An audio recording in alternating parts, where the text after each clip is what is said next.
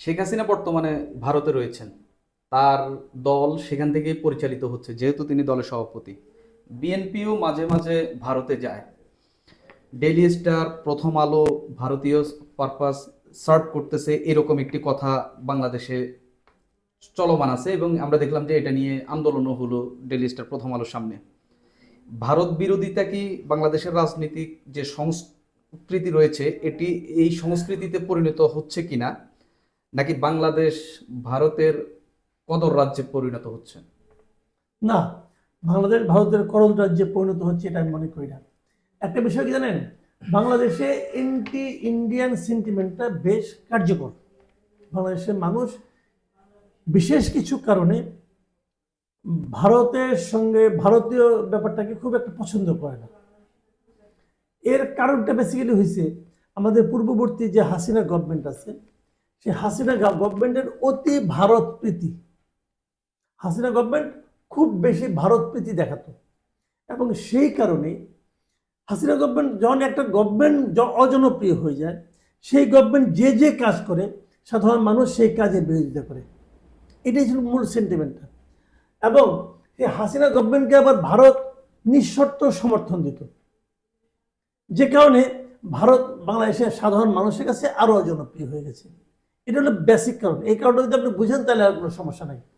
তো এই কারণে হাসিনা গভর্নমেন্টের উপর যত ঘৃণা, হাসিনা গভর্নমেন্টের অযোগ্যতার কারণে হোক, তাদের স্বৈরাচারী শাসনের কারণে হোক, সব ঘৃণা যে কিন্তু আলটিমেটলি ভারতের উপর যে পড়েছে।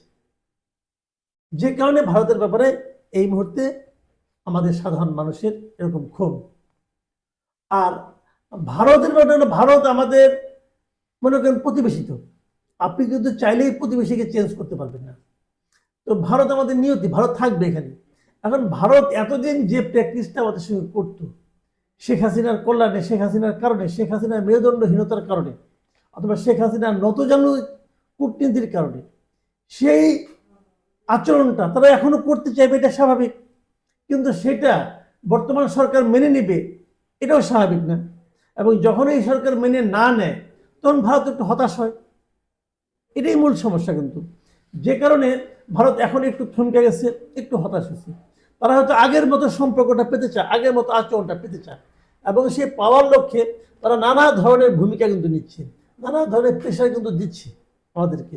এবং এই প্রেশারগুলো ওখানকার যারা জনমানুষ যারা আছে, ওখানকার যারা মিডিয়া আছে, সেই মিডিয়াগুলির ভূমিকা তো খুবই ন্যাক্কারজনক।